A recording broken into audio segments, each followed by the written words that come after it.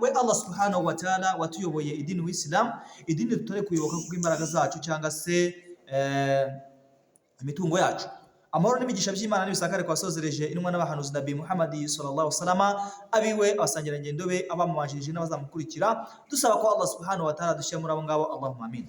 Bagaragu bavandimwe mukurikira ibiganiro byacu dukora kuri YouTube bita Gusenga Imana Imwe TV, turabashimira kandi turabashishikariza ko mukora subscribe kugira ngo natwe YouTube ikomeze igire agaciro. Uyu munsi rero twabateguriye ikiganiro ku bintu kijyanye ese umuyisilamu cyangwa utari umuyisilamu urasabwa iki kugira ngo Allah subhanahu wa ta'ala cyangwa Imana ikwishimire. Icya mbere, mu mitungo ufite wowe muntu nyumva, mu mitungo ufite harimo umutungo utari uwawe.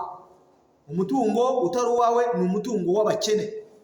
Umutungo w'abakene urimo urawufite wowe. Icyo ugomba gukora, gerageza. Hari abantu bari gusaba, abantu banyura aho ngaho bafite ibibazo, ndagusaba kugira ngo ubafashe. Ndebera nkawe, uri umuntu, uri umugabo, uri umugore, ufite amafaranga, ufite ibyo kurya, urangije ibyo kurya murabimena.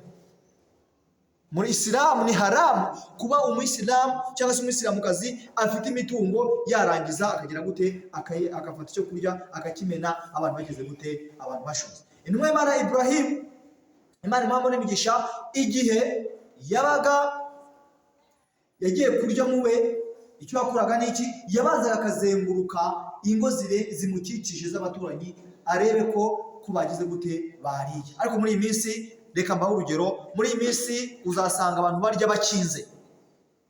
Abantu bari kurya bakinze. Urugero, umuntu arasuhuza ati mwiriwe cyangwa ati assalamu alaikum, umubyeyi akamubwira umwana ati banza ukureho irido turebe. Abayisilamu ntagaruka kuko abantu bakwiye kubaho hamwe, dukwiye kubaho duharanira kuba kuzajya mu ijuru ry'Uwiteka Allah subhanahu wa ta'ala. Ijuru rero tuzariharanira dufasha abakene, dufasha abatishoboye, imfubyi, abapfakazi n'abandi bantu bose. Bitangaje biteye n'agahinda umuntu kuba yafata mikoro akigisha ibindi bintu ariko hari imfubyi aho ngaho. Ni byiza nabyo, ariko tugerageze tube mu bantu bagomba kugira gute kufasha abakene n'abatishoboye. Ikindi, ufite imodoka yawe.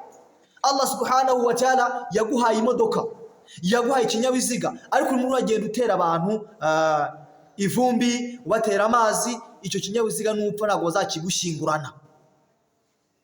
Ntabwo bazagushyingurana moto, ntabwo bazagushyingurana imodoka, ariko nubona ikinyabiziga cyawe Allah subhanahu wa ta'ala Imana yakiguhaye kugira ngo nugera ku bantu bababaye, nugera ku muntu ari umugenzi, niwarangiza icyo kinyabiziga cyawe umushyiremo kubera Allah subhanahu wa ta'ala, kubera Imana umutware.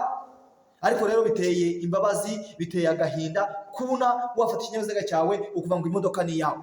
Bishoboka.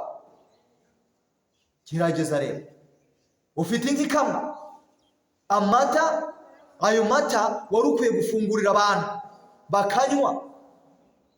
Ariko rero abavandimwe Islam, tugerageze dushake ibyiza tutaragerwaho n'iki, n'urupfu. Rero nashishikariza ko muri subscribe na comments kugira ngo ibiganiro byacu tubana nabyo uzaze ubana natwe. Amahoro y'Imana abane namwe, naho ubutaha mufashe abakene, abapfakazi ndetse n'indushyi zose. Allah subhanahu wa ta'ala azagira gute, azabishimira.